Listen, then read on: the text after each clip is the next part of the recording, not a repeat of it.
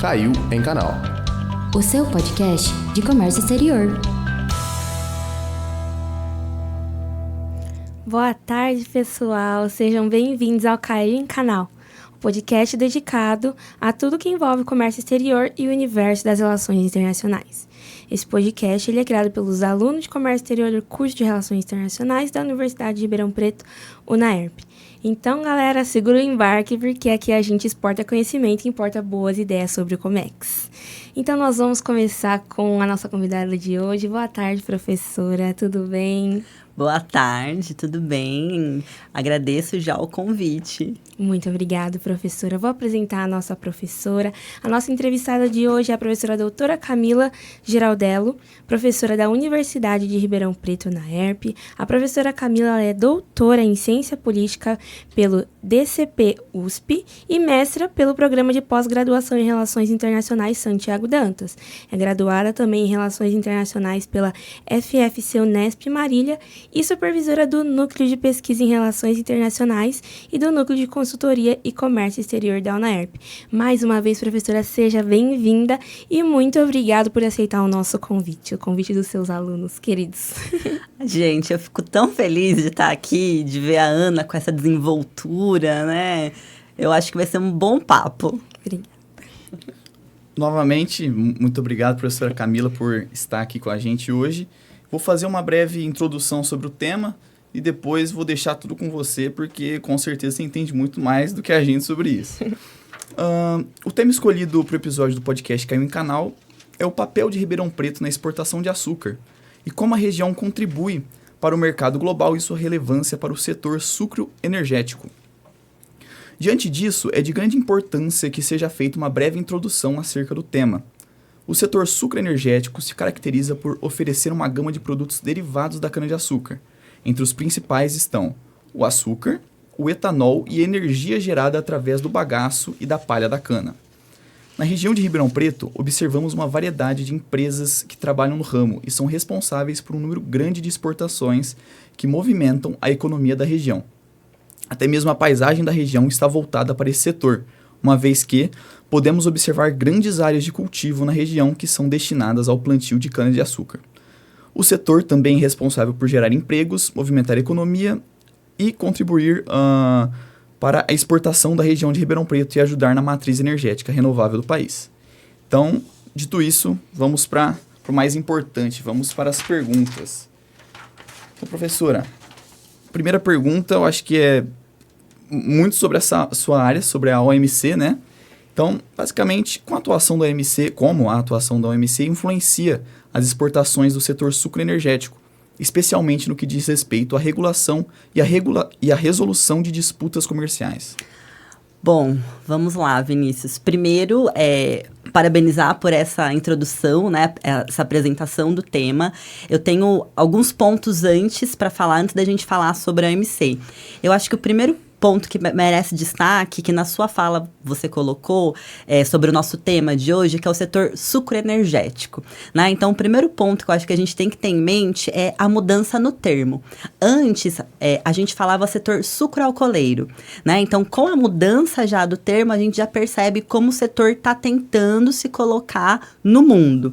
E aí, é claro, colocar Ribeirão Preto nisso é fundamental, por quê? Porque a maior parte da produção desse setor no Brasil vem da nossa região. Não necessariamente de Ribeirão, né, mas da região de Ribeirão Preto.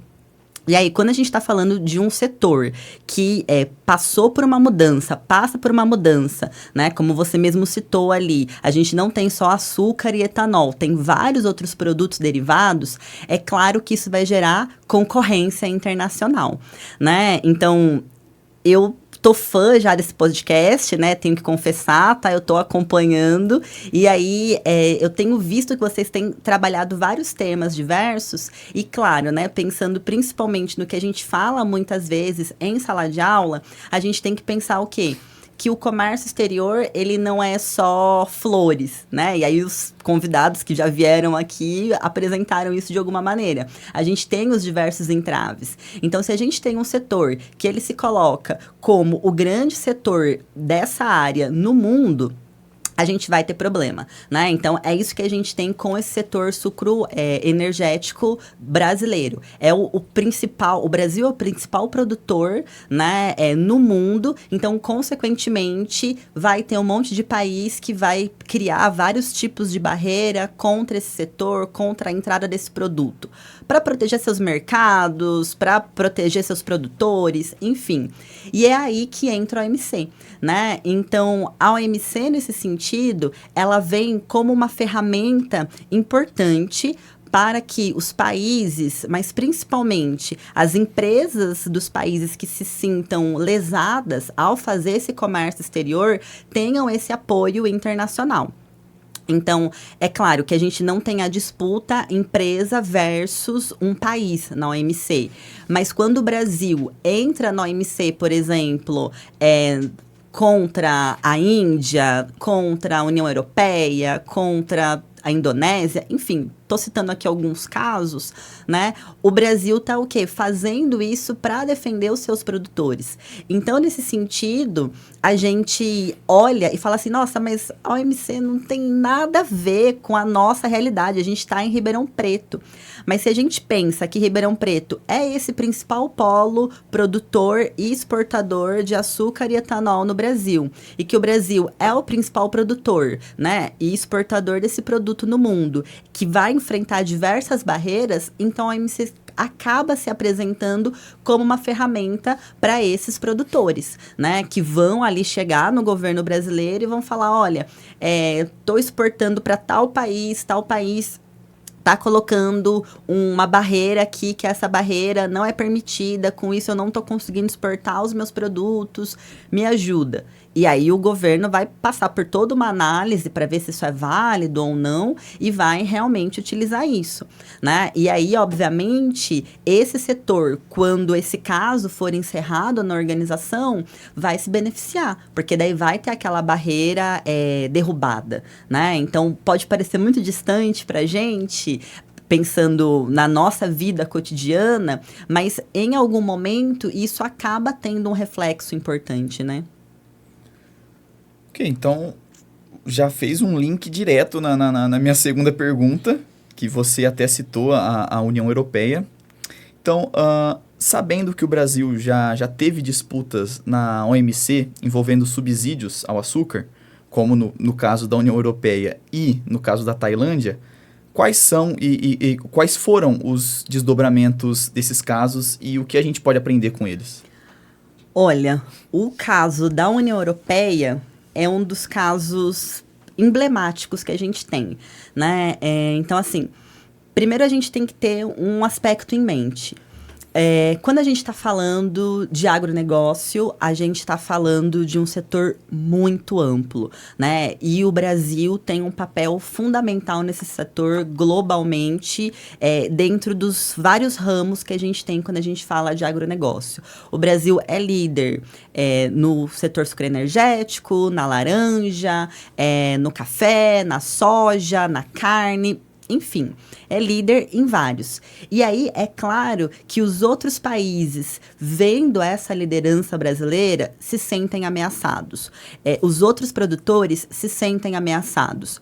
Então, o Brasil, para proteger o seu agronegócio nacional, tem feito bastante o quê? Entrado na OMC. Tem períodos em que o Brasil é mais ativo, né, nessas disputas comerciais que ele abre dentro da organização. Tem períodos que o Brasil é menos ativo. O caso com a União Europeia foi num desses momentos de grande atividade do Brasil. Então, ali em 2002, o Brasil abriu vários contenciosos, 4, 5 contenciosos, né? Contencioso é o termo que a gente fala para conflitos comerciais dentro da OMC, né? Então, vai ter basicamente um julgamento para ver se aquela medida está de acordo com as normas internacionais de comércio ou não e tudo mais. Então, o Brasil abriu vários. Contra os Estados Unidos, abriu 2, contra a União Europeia, e o do açúcar foi um desses. O que o Brasil conseguiu provar nesses casos e que torna esse caso com a União Europeia de 2002 emblemático? em todos eles, o Brasil consegue provar que as medidas que esses países estavam adotando, as barreiras que esses países estavam adotando, estavam violando essas normas da OMC, né? Cada caso estava violando um tipo de norma diferente.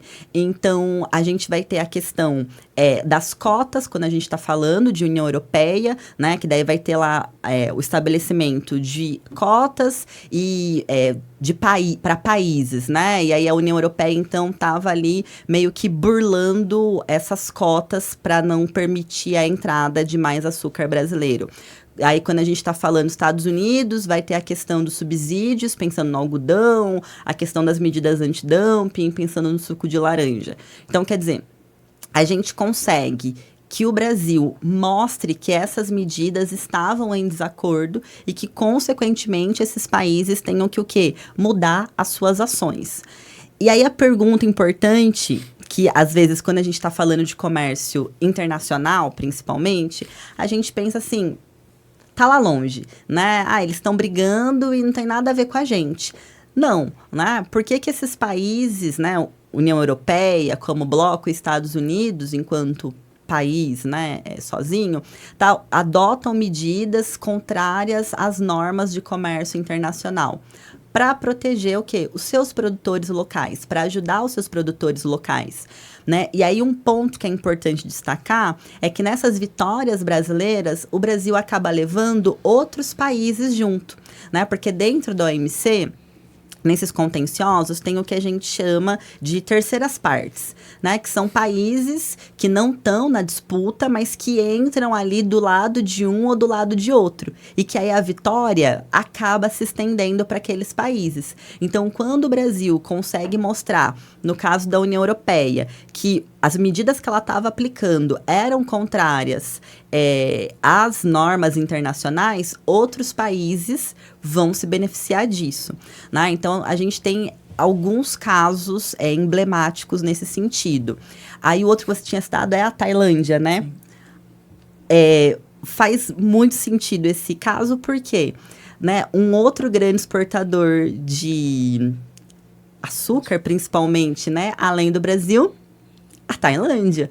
Então, quer dizer, os dois estão competindo pelos mesmos mercados. E aí, a Tailândia vai querer produto brasileiro entrando lá? Não, não vai, né? Então, a gente tem, assim, esses casos que são importantes nesse sentido, que mostram como esse setor consegue ter força, né, para chegar no governo brasileiro e pedir ajuda, falar, a gente está com um problema, nos ajude. Que aí tem um outro ponto importante para citar. A partir do momento que o governo fala assim, realmente percebi aqui que a União Europeia, que a Tailândia está violando as normas de comércio internacional e isso está prejudicando as suas exportações. Vou te ajudar. Existe todo o processo desse julgamento que eu falei, né, desses contenciosos, que é o setor que tem que ajudar, que tem que passar as informações para o governo. Então, existe uma troca muito intensa, né? Eu sei que muitas vezes a gente ouve alguns discursos por aí, ou que a gente tem algum tipo de percepção, mas no Brasil e no mundo como um todo, não só o agronegócio, né, mas os vários setores econômicos que a gente tem, existe uma relação muito intensa com o governo. E é necessário que realmente exista, né? Afinal de contas, quem que vai dar crédito, né, para esses produtores se organizarem? Quem que vai defender esses produtores internacionalmente, né? Então, a gente tem esses casos como essa mostra, né, dessa proximidade do setor com o governo e de como a gente tem o Brasil mantendo essa liderança e defendendo essa liderança, né? Falando, não, a gente vai realmente defender e fazendo os países se adequar, porque nesse sentido, o Brasil tem muitas vitórias, né? O Brasil sempre consegue mostrar que, a gente está cumprindo as normas.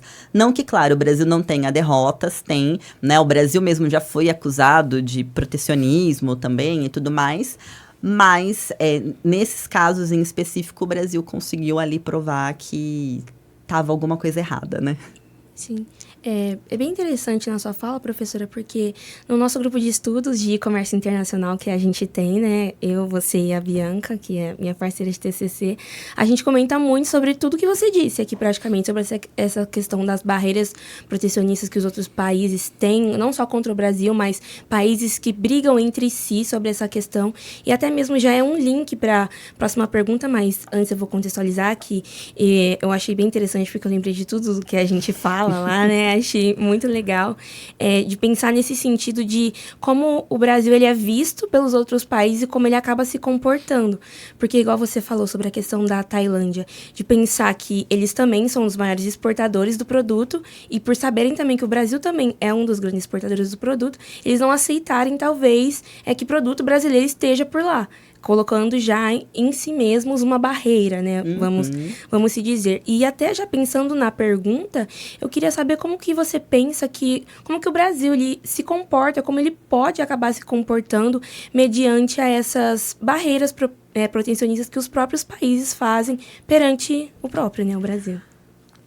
Olha, eu acho que tem alguns pontos para a gente pensar em como o Brasil se coloca em relação às barreiras, né? O primeiro é esse que a gente está falando sobre a questão da OMC. Então, o Brasil, ele conseguiu ter um conhecimento sobre isso, ele sempre participou dessa elaboração, dessas normas internacionais de comércio, então, consequentemente, ele acaba participando bastante e acaba tendo esse conhecimento para falar, isso daqui tá certo, isso daqui tá errado, e, consequentemente, escolhe os casos em que vai levar para a OMC que tem mais chance de vitória. Por isso que eu falei que o Brasil acaba tendo bastante vitória, né? Então, esse é um primeiro ponto. Um outro ponto que a gente tem que olhar, né, pensando no setor sucroenergético, mas no agronegócio como um todo aqui no Brasil, apesar de muito do que a gente vê na mídia e tudo mais, é claro que existem problemas ainda, mas a gente tem setores do agronegócio aqui no Brasil muito prontos para se proteger dessas possíveis barreiras que podem surgir no comércio internacional. Em que sentido? Principalmente pensando em barreiras ambientais. Tá? Ambientais e fitossanitárias, né? Acho que são as duas mais recorrentes na atualidade, né? Então, pensando no setor sucroenergético, de modo geral, a gente tem as barreiras ambientais como um grande problema, né? Claro que a gente falou de algumas outras, mas também é um problema. E o Brasil, ele está bastante preparado nesse sentido. Como eu falei, apesar de muitas notícias que a gente vê, é claro que existe desmatamento no Brasil, é claro que tinha que ser menor esse desmatamento e tudo mais. No entanto, para os padrões, tanto europeu principalmente, né, quanto de outros países que estão colocando ali padrões altos de proteção ambiental, o Brasil vem conseguindo cumprir isso. Então, é um outro ponto importante para a gente considerar. Então, o país, de um certo modo, né, e o agronegócio, aqui no Brasil, ele é bastante preparado, porque tem esse apoio, né, pensando nessa atuação de normas internacionais, tem ali várias normas domésticas para pensar sobre a questão ambiental e, claro, né, o outro ponto que eu tinha falado, né, barreiras fitossanitárias, que também são bastante utilizadas, o Brasil também consegue lidar com isso. Por quê? Porque também tem pesquisa nesse sentido, né? Então, quando a gente está falando de agronegócio e tudo mais, a gente tem que lembrar, ou tem que pensar, que a gente tem 3 etapas, digamos assim, né?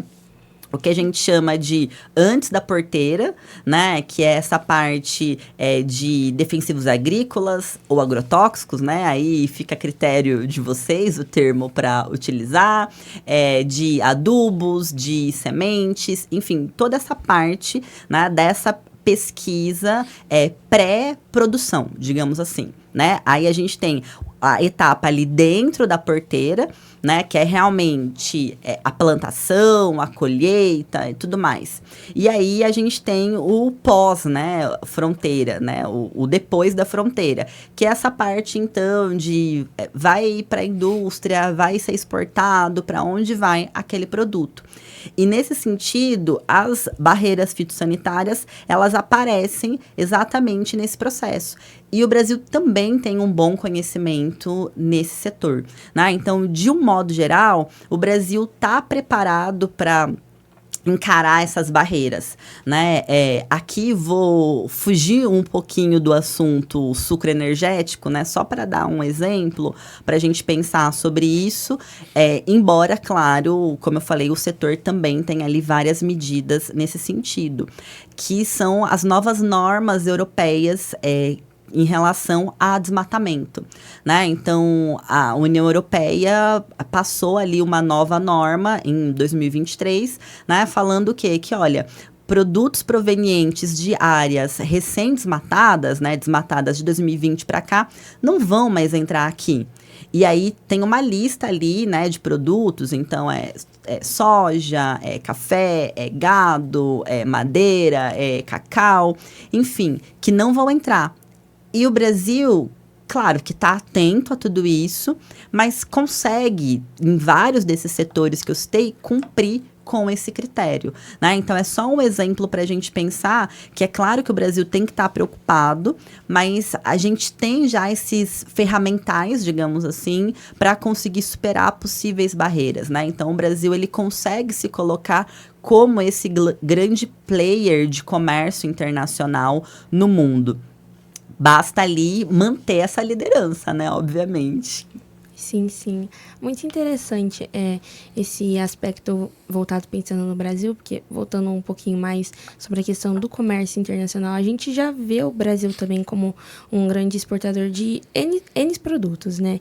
E pensando ainda mais sobre a questão da cana em específico, do açúcar em específico, a gente também até vai para a nossa próxima pergunta, que eu acho bem interessante, que é mais voltada sobre a questão de pensar não só no Brasil, mas também nas outras nações, de como que a cana-de-açúcar ela tem forte presença em alguns países emergentes, que acredito também que é a sua área de pesquisa, saber sobre países emergentes. E eu queria saber como que essa cadeia produtiva ela vai contribuir para o desenvolvimento do setor sucroenergético desses países também. Porque também pensando no setor sucroenergético, às vezes a gente se limita somente à cana-de-açúcar. A gente se esquece que também tem a questão do etanol, que como a gente estava falando sobre a questão sustentável, que é um dos combustíveis que exclui, né, os combustíveis fósseis, né, que muitos países hoje em dia estão tentando abolir essa ideia para tentar justamente trazer essa inovação e também já pensando num novo tipo de tecnologia, ainda mais que a gente vê sobre essas questões de que tem se gerado grande falatório, que é dos novos carros, os novos carros que estão sendo produzidos a combustíveis não fósseis, mas combustíveis igual etanol, combustíveis mais renováveis. Então, eu queria trazer essa pergunta para também já encaixar sobre essa questão dos países, trazer essa questão da inovação, da tecnologia, já Sim. tudo junto. Muito bom, Ana. Aqui a gente tem que pensar algumas coisas. O Brasil tem um grande destaque e eu não sei se a gente considera o Brasil um país emergente, como que a gente considera, né? E aí, claro, vou aproveitar aqui para lembrar um pouco de algumas visões de economia que a gente tem. Então, a gente tem uma visão de economia muito importante que vai dizer o quê? Olha, os países em desenvolvimento não devem ali ter a sua produção, a sua economia apenas nesse setor agrícola, tá? Então, claro, né, que é um problema, principalmente se aquele país tem a sua economia voltada para um único setor, né, voltada para um único produto, vamos colocar assim.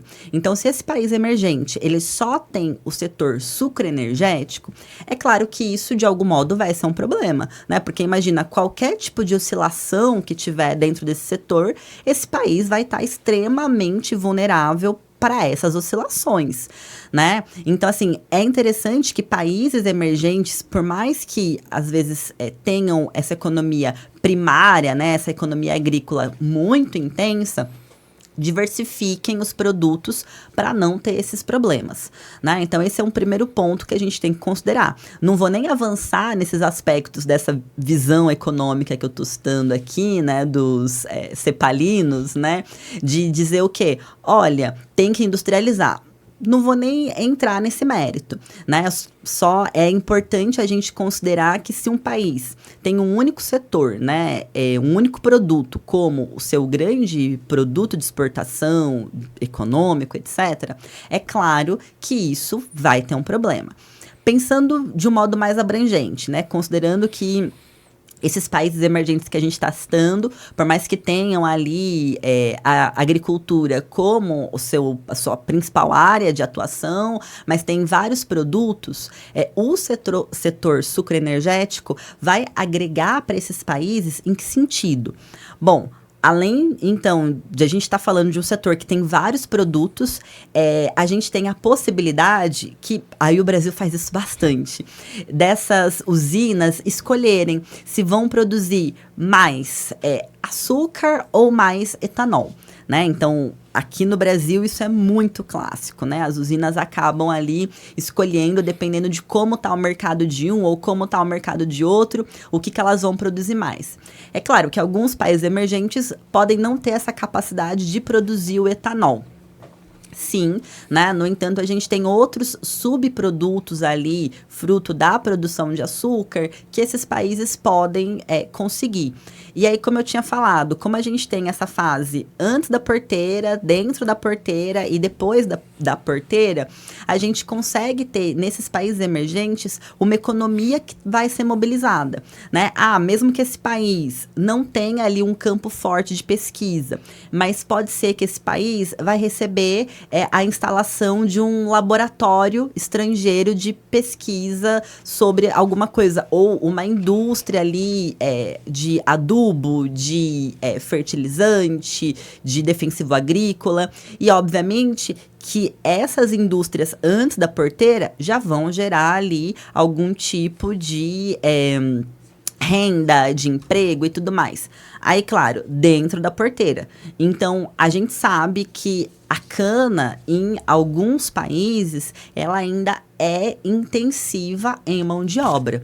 Aqui no Brasil isso mudou, né? Mas até uns 25 anos, mais ou menos 20 anos, né, atrás, ainda era muito comum a gente não ter aqui no Brasil uma colheita mecanizada. Então, era uma colheita manual, onde a gente tinha lá aquela visão realmente, e aí tem um monte de novela, notícia, né, que passava no jornal, etc., dos boias frias chegando lá nos caminhões para cortar a cana.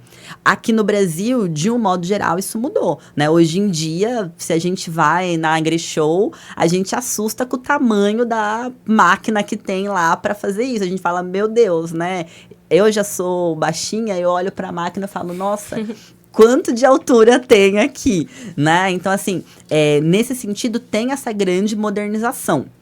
Pensando aqui no Brasil, mas em outros países ainda não. Em outros países a gente ainda tem, né, um uso intensivo de mão de obra. Muita gente que precisa ir lá colher realmente essa cana, né, na maior parte. E aí, claro, o trabalho posterior, né? Depois que colheu, vai fazer o quê? Vai para onde? E aí essas pessoas também vão trabalhar ali. Então, para esses países, né, emergentes de modo geral, né, e aí o Brasil, ele destoa um pouquinho de alguns por ter realmente essa agricultura bastante mecanizada, apesar de ainda ser áreas muito extensas que o Brasil produz, mas é sim uma produção agrícola muito mecanizada, né? A gente tem um pouquinho de diferença, mas a gente vai ter ali esse fator de gerar renda, gerar emprego, né? Não só dentro da cana, da produção em si, como nessas outras atividades paralelas que vão ajudar no setor, né? Então, para esses países, é claro que isso vai ser bastante interessante, né? É uma forma importante de geração de renda, de inovação, se também a gente tiver esse país investindo nessa parte energética, principalmente, né? Que, como eu tinha falado no começo, por isso até a mudança do nome, né? O energético vem para demarcar isso, ó. Não é só mais açúcar, né? Tem o etanol. A gente está aqui nessa parte de energia renovável também, né? Para marcar a posição do setor. Sim, é até muito interessante essa mudança do termo, justamente as pessoas entenderem que ele abrange não só um só, mas muito mais de um. E aí, Vinícius? Minha próxima pergunta seria sobre esse antes da porteira, que você comentou. Só que você já explicou tão bem que eu vou até ir para um meio mais amplo, que eu ia voltar um pouquinho mais para o micro antes da porteira, mas já foi tão bem explicado que eu vou pro assunto atual, China e Estados Unidos, né? Então, considerando que a China e os Estados Unidos eles são grandes compradores de açúcar brasileiro, como que essas políticas tarifárias e comerciais desses países, principalmente os Estados Unidos, né, que o nosso caro amigo está um pouco doido, como que elas podem afetar as exportações do Brasil? Olha, você está sendo gentil, hein? A gente está num ambiente, né? Bom, falar de Estados Unidos, vou começar pelos Estados Unidos, tá? Porque é mais confortável para mim, né? Então, assim, falar do comércio Brasil e Estados Unidos não vou falar que é difícil, mas é tumultuado, eu diria, tá? Por quê? Né? Brasil e Estados Unidos, eles são competidores em vários setores, que a gente sempre esquece. A gente sempre olha para os Estados Unidos como sendo o quê? Um grande país desenvolvido. Legal, eles são muito desenvolvidos, né? País número 1, não sei, né? A China. Enfim, país número 1 do mundo, capitalista, venceu a Guerra Fria, capitalismo super desenvolvido. Sim, são. No entanto, o que a gente tem nos Estados Unidos? A gente tem o que eles chamam dos belts, né? Que são o quê? Os vários cinturões agrícolas. Então, a gente tem o cinturão do milho, o cinturão da laranja, o cinturão do trigo, enfim, vários cinturões, né? O do algodão, vários cinturões, ou seja, várias regiões que são grandes produtoras agrícolas. Então, a gente pensa nos Estados Unidos, a gente só lembra de o país das grandes tecnologias, da inovação tecnológica. E não é isso. A gente está olhando para um país que é um país o quê? Grande produtor de commodities também. E a gente olha para o Brasil, um país grande produtor de commodities. Então, é claro que eles vão ser competidores, né? E tem alguns produtos que Brasil e Estados Unidos são os principais competidores. Bom, por isso que eu falei que é um pouco tumultuado. Esse é o primeiro ponto para a gente pensar. Mas é claro que os Estados Unidos não conseguem ter tantas vantagens na produção, comparando, né, os Estados Unidos com o Brasil. Sim, é aí que entra as violações que os Estados Unidos fizeram às normas internacionais de comércio da OMC. Exatamente porque eles não conseguem competir, né, com outros países que não têm, né, essa questão tecnológica, essa questão de inovação tecnológica no outro setor desenvolvido, que daí, para ajudar a agricultura, eles vão lá e dá um subsídio a mais, dá uma cota de uma maneira que não pode, essas coisas, né? Então, a gente tem várias questões nesse sentido entre Brasil e Estados Unidos, né? Se a gente, sei lá, olhar os casos que o Brasil abriu no OMC, não vou dizer metade, né? Mas muitos foram contra os Estados Unidos. Então, é uma questão problemática antiga, não só olhando para a questão agrícola, né? Os Estados Unidos também ali bloqueiam há muito tempo a entrada de aço, por exemplo, brasileiro lá, né? Porque eles também produzem e não querem que entre o aço daqui para proteger os produtores de lá, né? Então, a gente tem esse primeiro ponto. E aí, a gente já tem um país que se vende para o mundo como liberal, né? Mas que domesticamente é bastante protecionista. Só que sempre vendeu a ideia de ser liberal. quando a gente tem o Trump chegando, o Trump vai falar o quê? Não, eu sou realmente protecionista, não tô nem aí, vou assumir que eu sou protecionista e vou colocar aqui as várias medidas. Então, a gente tem, para o Brasil, um problema no sentido de que o Trump não está se importando em violar as normas. Ele não está nem aí se ele está violando as normas. Então, é um problema porque era um mercado que o Brasil já tinha e que acaba tendo essa barreira, não conseguia entrar. Só que aí, o comércio internacional, de um modo geral, né, e aí, enfim, o podcast, né, os outros episódios, os anteriores e os próximos vão mostrar, já mostraram isso pra gente. Se uma empresa não está conseguindo vender o seu produto para o seu parceiro tradicional, o que essa empresa vai fazer? Ela vai morrer com esse produto? Morrer entre aspas, né? Não, ela vai procurar outros parceiros. Ela vai tentar escoar esse produto de alguma maneira. E aí é nesse sentido que a China aparece, né? Então, a gente tem a China como esse outro lugar que consegue absorver essas demandas. Principalmente se a gente considerar em que o Brasil está no momento de privilegiar o agronegócio de modo geral. Apesar das medidas, né, que o Ministério do Desenvolvimento e da Indústria vem adotando nesse governo atual, né, de incentivar essa política industrial e tudo mais, a gente ainda tem um foco muito intenso no agronegócio. Então, consequentemente, é claro que a gente vai ter esse produto querendo ser escoado para algum lugar, e aí a China vai aparecer como esse local em que isso vai ser escoado. Não tudo, obviamente, né? Mas consegue absorver uma parte. Se a gente pensar em setor sucroenergético, a China demanda muito açúcar. E aí o Brasil vai se beneficiar disso, né? E aí, claro, se a gente acompanhou, né? Eu sei que quem vai ouvir o podcast, às vezes pode não ouvir no mesmo momento em que a gente está gravando, mas só para contextualizar, a gente está gravando aqui em maio, né, de 2025, tá? Por que eu estou contextualizando?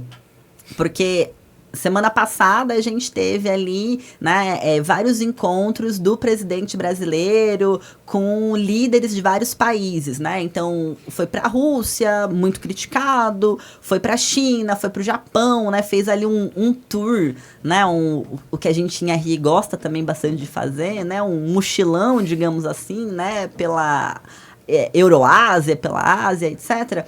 E é claro que nisso ele se encontrou com o primeiro-ministro, né, com o presidente chinês para fechar novos acordos.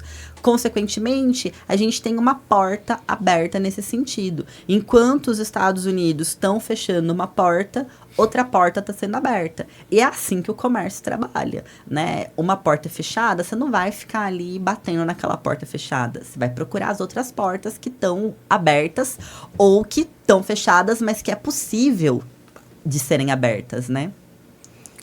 Muito legal, professora. Muito obrigada pelas perguntas. E agora eu vou chamar o nosso bloco. Caiu em canal.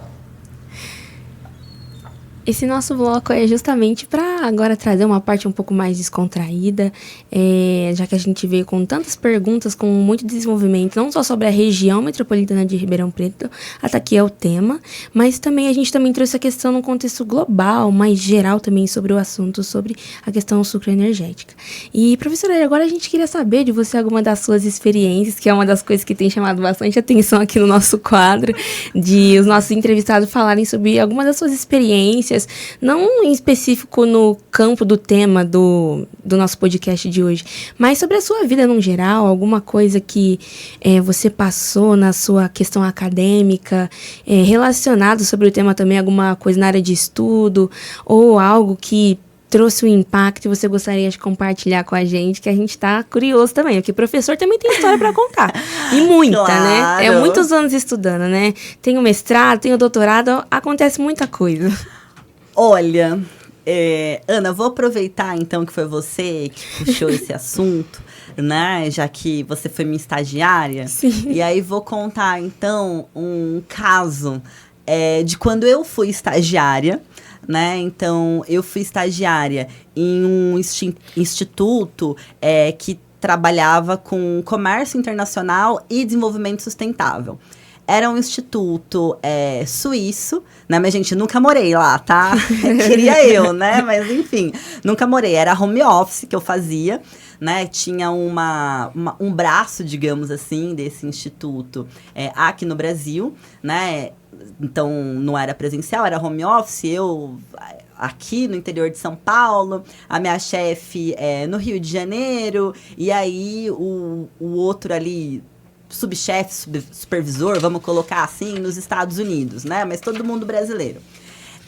E aí a gente tinha um policy paper, né? Que era uma revista que a gente publicava, eu não lembro agora se era mensalmente, eu acho que era mensal, em que a gente convidava figuras, assim, com destaque no comércio internacional ou sobre desenvolvimento sustentável, para abordar ali, escrever um textinho curto, né, de até 5 páginas, para a gente colocar nesse policy paper que a gente divulgava para academia, enfim, empresariado, etc. E algumas vezes tinha gente desse instituto que ia para, sei lá, as reuniões do OMC, a COP. Eu nunca fui também, né, mas, enfim, estagiário, gente, carrega piano, né? E aí, obviamente, logo que eu comecei nesse estágio, eu encantada com tudo, minha chefe, né? Nem sei se ela vai ouvir isso, mas enfim, um beijo, Manu, para você, né? Sou muito grata pelos seus ensinamentos. Ela pediu, obviamente, para eu redigir ali um convite para um dos convidados que a gente ia mandar, né, o convite para escrever esse policy paper. E aí, no que eu fui escrever o convite, como a gente tinha falado de vários, eu confundi o nome, aí tinha gente que era gringo, então eu troquei o sexo. Enfim, caótico. Eu sei que veio uma bronca absurda, assim, dela me ligar e falar, você não pode, você tem que prestar atenção, qual é o nome do convidado, qual é o sexo, né, o gênero do convidado, não sei o quê. Você tem que pesquisar antes para saber o que você vai escrever. O que eu pude fazer? Só engoli, né, ouvi e falei, tá bom. Depois disso, eu nunca mais enviei um convite, um e-mail, sem checar umas 3 vezes, pelo menos, sem perguntar para quem eu pudesse perguntar, né? Parece um errinho bobo, muitas vezes, mas imagina, você recebendo ali um convite com o seu nome trocado, ou com o seu gênero trocado, enfim. Hoje eu entendo, né? Mas na época eu achei assim, nossa, é tão bobo, por que ela ficou tão brava assim comigo? Mas realmente, eu mereci, eu precisei, né, pra aprender. Às vezes o estagiário é assim mesmo, ele recebe Então, né?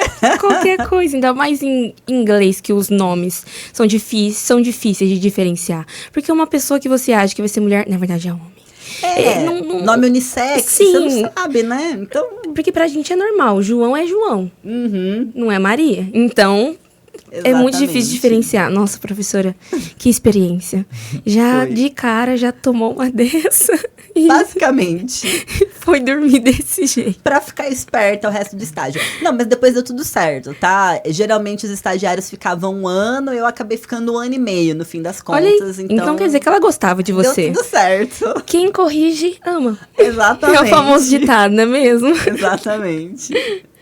E aí, Vinícius? Agora, para finalizar, a última pergunta, mais voltada à região de Ribeirão Preto, você acredita que a região está preparada para crescer ainda mais nesse setor? Ou tem gargalos que precisam ser superados ainda? Ou a gente está indo pro caminho certo? As duas coisas, né? Tanto a gente está indo para o caminho certo, então, como eu tinha citado, a AgriShow é um grande exemplo disso. Não tem como. A gente vai na AgriShow, a gente vê o quanto a região é importante, não só no setor sucroenergético, né, de modo específico, mas no agro de modo geral. O tanto de gente que vem, o tanto de empresa que participa, de inovação que a gente vê. Então, sim, né? A gente tem vários aspectos positivos nesse sentido. Não só a AgriShow, como a questão da localização geográfica, que é bastante privilegiada, a questão do clima, do solo, né? Então, enfim, hoje, no estado de São Paulo, de modo geral, a cana está em vários locais, mas aqui, como a gente tem as usinas já, que já são usinas antigas, né? Por mais que mudou o nome, mudou o dono, isso faz parte desse processo, né, de oligopólios que existem no agronegócio. Mas são usinas, é uma região com um conhecimento muito antigo, né, com um conhecimento já técnico específico na área. Aqui mesmo, né, a gente está dentro da universidade, que é um local onde ajuda nesse desenvolvimento dessas tecnologias. Então, assim, a região, de certo modo, está preparada. Ela tem vários pontos positivos, ela tem vários itens que a gente pode falar, olha, tem aqui espaço para crescimento. No entanto, é claro que tem os gargalos, né? E aí, o gargalo principal, talvez, para a gente considerar, é o quê? O grande gargalo quando a gente está falando de Brasil, a questão da infraestrutura, né? Por quê? Não, tem um monte de usina aqui, um monte de cana, mas todo mundo que é aqui da região ou do interior de São Paulo, de modo geral, já viu o quê? Aqueles caminhões de cana andando na estrada. Gente, dá medo. Eu não fico atrás de jeito nenhum, né? Na primeira oportunidade, tô ali ultrapassando. Então, a gente vê muito, e é um problema. Porque esses caminhões, geralmente, estão muito pesados. Então, aí, a gente tem as estradas que vão ficar mais esburacadas, vão precisar de uma manutenção com um tempo menor, né? Então, esse é um problema. Então, só que não é uma questão só do estado de São Paulo ou só para o setor sucroenergético, né? É uma questão, é um gargalo do Brasil como um todo, né? Essa questão da infraestrutura nesse sentido. Um aeroporto internacional resolveria? Não sei também, né? Porque aí a gente vai colocar a cana no avião, também não faz muito sentido, né? O melhor realmente seria o investimento em ferrovia, né? É claro que a gente tem, né, aqui no Brasil essa ferrovia ativa, principalmente para esse escoamento de produção, mas talvez isso devesse ser mais incluído na cana na nossa região, né? Principalmente para quando vai para o porto e tudo mais, né? Então, acho que esse seria um gargalo importante, que é Brasil de modo geral, né? Acho que uma das coisas também que acaba complementando a resposta é também a gente olhar para grandes empresas que a gente tem na região metropolitana de Ribeirão Preto, né? A Raízen, a São Martinho, né? A São Martinho. E também a gente tem um dos polos do Instituto Agronômico aqui em Ribeirão, né? Que tem em São Paulo e que também tem aqui em Ribeirão Preto. Então, acho que também isso já é um parâmetro para ver, acho que como a região e Ribeirão está crescendo, está caminhando e só tende a crescer mais. Agora fazer um comentário meio pessoal, mas essa questão da infraestrutura me afeta diretamente, porque eu sou de Sertãozinho e eu transito todos os dias entre Sertãozinho e Cruz das Posse, que é o distrito. Numa pistinha simples, de Fiorino, ali é um perigo, você pega 2, 3 caminhão, o Brasil tá indo pro caminho certo, a região metropolitana tá indo pro caminho certo, mas pelo menos melhorar a via, né, a pista, fazer um negócio mais... Exatamente. E essa é uma questão importante, né, que você levantou nesse sentido, porque o tempo que você gasta para vir de Sertãozinho para cá é o tempo, muitas vezes, de deslocamento de bairros dentro de Ribeirão Preto, realmente, né? Então, para a gente ver como a região metropolitana tá muito interligada entre si, só que, claro, dentro da cidade você não vai ter o caminhão de cana, só que na estrada você tem. Então, já gera um problema, né? Mas como que a gente faz? A gente amplia a quantidade de faixa? Não sei, né? Aí eu já não sou engenheira de trânsito também para falar qual que seria o melhor caminho, né? Mas é claro que a gente percebe que é um problema e que alguma solução tem que ser pensada nesse sentido. É muito interessante. E eu acho que já é até um dos pontos para a gente deixar aí para as melhoras de Ribeirão Preto. Porque se está crescendo, tem que ter melhora, né? É um dos grandes parâmetros. Mas eu acredito que é isso. Tem mais alguma pergunta, Vinícius? Acho que deu nosso horário já, né? Sim, verdade. O papo, quando o papo fica bom, né? A gente estende, passa rápido. Também a professora com bastante conteúdo. Gente, a Camila é especialista em muitas coisas. Eu Sou um pouco suspeita para dizer, minha orientadora de TCC foi minha chefe. Eu sou um pouco suspeita, parceira também em grupo de estudos, pesquisa e muitas outras coisas, gente. E eu acho que nosso tempo fica por aqui mesmo. Agradeço a Rádio Unaerp por proporcionar um espaço pra gente aqui, pra gente a cada vez mais poder enriquecer as pessoas com o conhecimento que os nossos entrevistados têm para dar. E eu acho que eu tenho isso, agradecer a professora também por aceitar o nosso convite, né? Aceitar os convites dos alunos. E é isso, professora, tem mais algo a dizer? Eu só quero agradecer novamente, né, pelo convite. Fiquei bastante feliz quando vi o convite. Fiquei mais feliz ainda, né, de ver... Vocês não estão vendo, tá? Mas tem um público aqui, além da gente, né, que veio prestigiar, né? Eu fiquei mais feliz ainda do público que veio assistir pessoalmente. Eu acho que o podcast...